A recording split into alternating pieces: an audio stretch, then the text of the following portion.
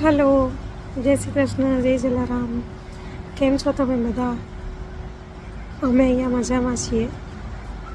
હવે સુરત અને અમદાવાદ જે લોકો હશે એમને ખ્યાલ જ હશે કે દિવાળી ઉપર આપણા રોડ ને રસ્તા કેવા હોય છે. આમ ખાલી ખાલી બધા પોતપોતાના ગામમાં અને દેશમાં પાછા જાય એટલે કેવું આમ રોડ રસ્તા ખાલી ખાલી ને મોટા મોટા દેખાય. આજે એવી જ સ્થિતિ અહીંયા છે અમારે લંડનમાં પણ. જો હું તમને બતાવું, આ બસ સ્ટોપ છે, એક બહુ જ બિઝી બસ સ્ટોપ હોય છે રનિંગ દિવસમાં. જ્યારે આજે જુઓ,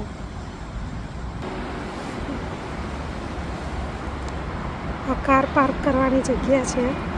જનરલ દિવસમાં એ પણ ફૂલ હોય છે. આજે કોઈ જ નથી. આજે એ લોકો ઊભા છે એ બી ખબર. આજે કોઈ કોચ ઊભો છે, બસની કોચ કહેવાય આને. આ બસ ઊભી છે, એમાં ક્યાંક જવાના લાગે છે એટલા માટે ઊભા છે.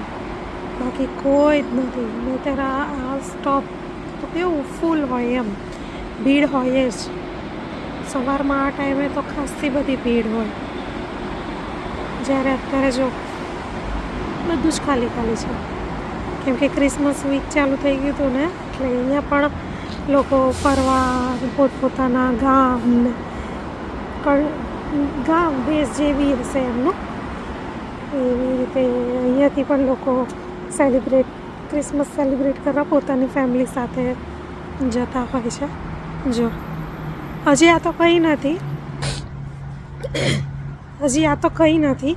હજી તો કાલનો દિવસ જે છે ક્રિસમસનો, એ તો કેવું, આપણે તો એમ કહો કે નવા વર્ષના દિવાળીના દિવસે દુકાનોમાં વધારે ભીડ હોય, લોકો શોપિંગ કરવા નીકળી પડે. અહીંયા એવું નથી હોતું. અહીંયા અમુક દુકાનો સિવાય બધું જ બંધ. હવે એમ કહું ને કે બસ બી બંધ હોય, ટ્રેન બી બંધ હોય, કશું જ ના ચાલુ હોય. એમ ઉબર ચાલુ હોય, ટેક્સી તમે કરી શકો, પણ એના ભાવ બી બહુ જ વધારે હોય. આજે દુકાનો બધી દેખાઈ રહી છે, આ બધી દુકાનો, આ બધું બંધ હશે. આવતીકાલે રોડ રસ્તા ઉપર કોઈ બહુ પ્રાઇવેટ સાધનો જે કહેવાય ને, આ કાર છે ને સ્કૂટર છે, એવું જ બધું દેખાય વધારે. અને એક જગ્યાએથી બીજી જગ્યાએ કાં તો ગાડી કરવી પડે, યા તો સ્કૂટર લાઇસન્સ હોય તો લઈને નીકળી શકો. બાકી તમે બસ અને ટ્રેનનો ઉપયોગ તો ના કરી શકો, એ બંધ જ હોય. એટલે એવું હોય છે. આ જે રસ્તો દેખાઈ રહ્યો છે એ બહુ જ ફૂલ હોય આવા ટાઈમે. તો અત્યારે જુઓ 8:30 થવા આવ્યા છે સવારના. બધાને ઓફિસ જવાનો ને એવો ટાઈમિંગ છે, પણ એટલી બધી ભીડ નથી, કારણ કે રજાઓ પડી ગઈ છે અહીંયા. કાલે તો આ બધી દુકાનોનું બધું જ બંધ. તમારે ક્યાંય શોપિંગ કરવા જવું હોય તો પણ તમે ના જઈ શકો.